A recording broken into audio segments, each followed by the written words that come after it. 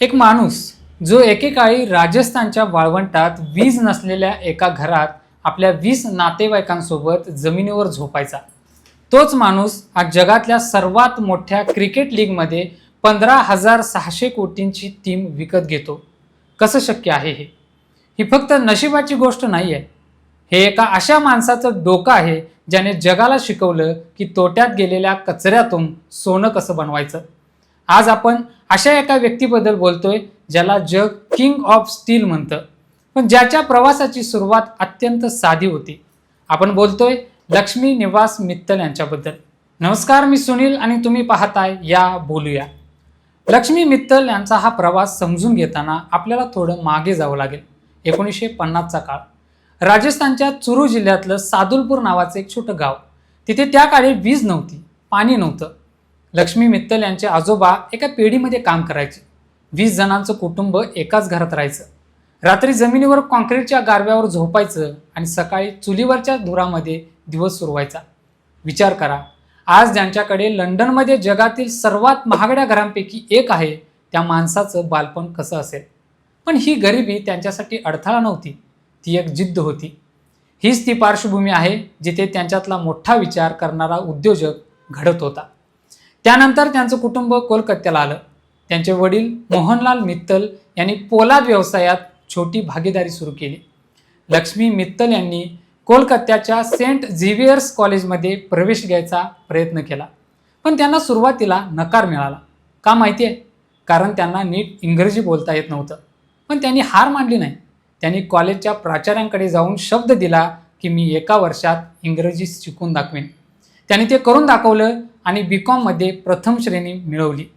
दिवसा कॉलेज आणि रात्री वडिलांच्या मिलमध्ये काम, असा त्यांचा दिनक्रम होता. म्हणजे काय तर त्यांना लोखंडाचा वास आणि यंत्रांचा आवाज पुस्तकी ज्ञानापेक्षा जास्त जवळचा वाटत होता. खरा वळणबिंदू आला 1976मध्ये. लक्ष्मी मित्तल तेव्हा फक्त 26 वर्षाचे होते. भारतात त्या काळी लायसन्स राज होतं. व्यवसायावर खूप बंधनं होती. लक्ष्मी मित्तल यांनी पाहिलं की ते राहून खूप मोठं होणं कठीण आहे. त्यांनी वडिलांना सांगितलं की मला देशाबाहेर जाऊन काहीतरी करायचं आहे. ते इंडोनेशियाला गेले. तिथे त्यांनी PT इस्पात इंडो नावाचा एक कारखाना सुरू केला. पण तिथेही समस्या होत्या. कच्चा माल महाग होता. मग त्यांनी काय केलं? त्यांनी भंगार लोखंडाऐवजी डायरेक्ट रिड्युस्ड आयर्न वापरण्याचं नवीन तंत्रज्ञान आणलं. हे त्यांचं पहिलं मोठं यश होतं. त्यांनी तिथून एक मंत्र शिकला जो त्यांच्या आयुष्याचं सूत्र बनला. अशा ठिकाणी जा जिथे कोणी जात नाही आणि ते काम करा जे कोणाला जमत नाही. त्यानंतर त्यांनी जे केलं त्याला जगातले लोक टर्न अराउंड सायन्स म्हणतात.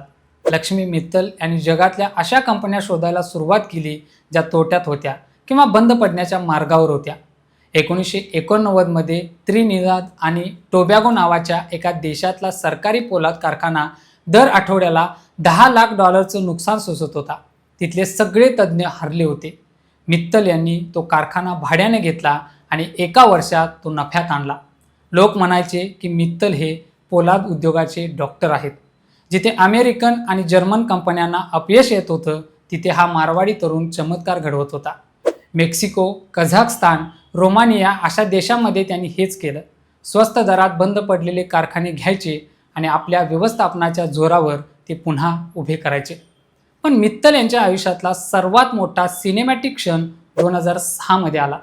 आर्सेलर नावाच्या एका युरोपियन कंपनीचं विलिनीकरण. ही काही साधी कंपनी नव्हती. आर्सेलर म्हणजे युरोपचा अभिमान होता. फ्रान्स, स्पेन आणि लक्झेमबर्ग या देशांनी मिळून ही कंपनी बनवली होती. मित्तल यांनी जेव्हा या कंपनीला विकत घेण्याची बोली लावली तेव्हा अख्खा युरोप त्यांच्या विरोधात उभा राहिला. तिथल्या राजकारण्यांनी याला भारतीयांचं आक्रमण म्हटलं. आर्सेलरच्या CEOने तर मित्तल यांची थट्टा केली. त्यांनी म्हटलं की आर्सेलर म्हणजे सुगंधी अत्तर आहे आणि मित्तल स्टील म्हणजे साधं कोलोन आहे. हा फक्त व्यवसायाचा लढा नव्हता, हा वंशभेदाचा आणि प्रतिष्ठेचा लढा होता. मित्तल यांच्यासमोर सर्वच अडथळे उभे केले गेले. आर्सेलरने दुसरी रशियन कंपनी शोधली. आपल्या पोर्ट कंपन्या ट्रस्टमध्ये हलवल्या जेणेकरून मित्तलना त्या विकत घेता येऊ नयेत. पण लक्ष्मी मित्तल शांत होते.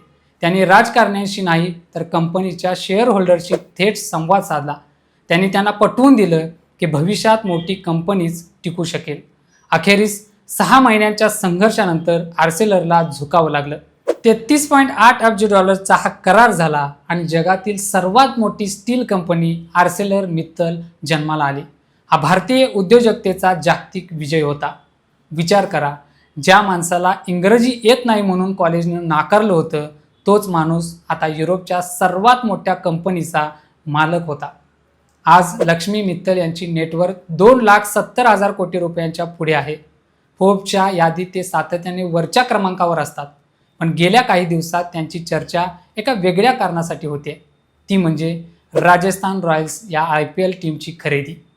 मे 2026 मध्ये त्यांनी 15,660 कोटी रुपयांना या टीमची 75% मालकी मिळवली. आता प्रश्न असा पडतो की एक स्टील किंग क्रिकेटमध्ये का येतोय? हे केवळ गुंतवणुकीचं गणित नाही आहे. लक्ष्मी मित्तल यांचा जन्म राजस्थानचा. ते नेहमी म्हणतात की माझं हृदय राजस्थानात आहे. हा त्यांच्यासाठी एक इमोशनल निर्णय आहे. सादुलपूरच्या त्या मातीत क्रिकेट खेळणारा मुलगा आज त्याच राज्याच्या टीमचा मालक झालाय. यासोबतच त्यांनी केवळ IPLच नाही तर दक्षिण आफ्रिका आणि कॅरिबियन लीगच्या टीमसुद्धा आपल्याकडे घेतल्या आहेत. त्यांचे पुत्र आदित्य मित्तल यांनी अमेरिकेतल्या बोस्टन सेल्टिक्स या बास्केटबॉल टीममध्येही मोठी गुंतवणूक केली आहे. म्हणजे मित्तल कुटुंब आता फक्त लोखंडात नाही तर क्रीडा संस्कृतीत आपलं साम्राज्य विस्तारतंय. हे कशाचं लक्षण आहे? हे लक्षण आहे भविष्यातील व्यवसायाचं. त्यांना माहिती आहे की पोलाद उद्योग हा चढ उतारांचा आहे, पण स्पोर्ट्स आणि एंटरटेनमेंट हे कधीही न संपणारे व्यवसाय आहेत. लक्ष्मी मित्तल यांच्या यशाचं सूत्र काय आहे? ते म्हणतात की उद्योजकता म्हणजे फक्त नफा कमवणं नाही, तर अपयशाला समोर जाण्याची ताकद असणं आहे. त्यांनी त्यांच्या आयुष्यात 3 गोष्टी पाळल्या. पहिली म्हणजे रिॲलिटीचा स्वीकार करणं. जर नुकसान होत असेल तर ते मान्य करा आणि ते कसं थांबवायचं याचा विचार करा. दुसरी गोष्ट म्हणजे हार न मानणं. आर्सेलरच्या वेळी अख्खा युरोप विरोधात असतानाही ते डगमगले नाहीत. आणि तिसरी सर्वात महत्त्वाची गोष्ट म्हणजे हार्डवर्क. ते म्हणतात की आजच्या जगात सगळेच कष्ट करतात, पण जर तुम्हाला जिंकायचं असेल तर तुम्हाला इतरांपेक्षा जास्त आणि समर्पित भावनेने काम करावं लागेल. एक गंमत बघा, एवढी श्रीमंती असूनही मित्तल आजही खूप शांत असतात. ते म्हणतात की माझ्या वडिलांनी मला एक सल्ला दिला होता की ज्या दिवशी तुम्ही स्वतःची खूप प्रसिद्धी करायला लागाल त्याच दिवसापासून तुमच्या पडतीला सुरुवात होईल. म्हणूनच ते आजही लो प्रोफाईल राहणं पसंत करतात. पण जेव्हा ते खर्च करतात तेव्हा जग पाहत राहतं. त्यांच्या मुलीच्या लग्नात $60 दशलक्ष खर्च झाले होते. पॅरिसमध्ये झालेलं ते लग्न आजही जगातील सर्वात महागड्या लग्नांपैकी एक मानलं जातं. हीच ती मारवाडी शैली आहे. व्यवसायात पैपैचा हिशोब आणि कुटुंबासाठी व प्रतिष्ठेसाठी हवं तेवढं खर्च करण्याची तयारी. पण लक्ष्मी मित्तल यांनी देशाला काय दिलं? फक्त स्टील नाही, त्यांनी भारतीय खेळाडूंना स्वप्न बघायला शिकवलं. 2004च्या ऑलिम्पिकमध्ये भारताला फक्त 1 पदक मिळालं होतं. तेव्हा त्यांनी मित्तल चॅम्पियन्स ट्रस्ट स्थापन केला. अभिनव बिंद्राला पहिलं वैयक्तिक सुवर्ण पदक मिळवून देण्यात या ट्रस्टचा मोठा वाटा होता. त्यांनी शिक्षण क्षेत्रात जयपूरमध्ये LNM IIT सारखी संस्था उभी केली. म्हणजे काय, तर केवळ स्वतःची संपत्ती वाढवणं हा त्यांचा उद्देश कधीच नव्हता, तर भारतीय गुणवत्तेला जागतिक व्यासपीठ मिळवून देणं हा त्यांचा मोठा विचार होता. आज लक्ष्मी निवास मित्तल 76 वर्षाचे आहेत. त्यांनी आपला व्यवसाय मुलगा आदित्य मित्तलकडे सोपवला आहे. पण आजही त्यांचा प्रभाव कमी झालेला नाही.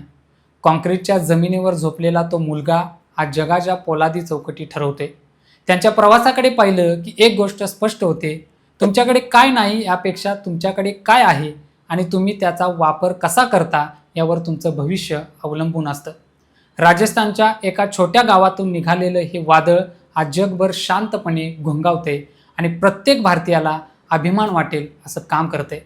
लक्ष्मी मित्तल यांची ही गोष्ट आपल्याला सांगते की तुमची सुरुवात कशी झाली हे महत्त्वाचं नाही, तुमचा शेवट कुठे होतो हे महत्त्वाचं आहे. 15,000 कोटींची IPL टीम असो किंवा जगातील सर्वात मोठी स्टील कंपनी, हे सगळं एका माणसाच्या पोलादी इच्छाशक्तीचं फळ आहे.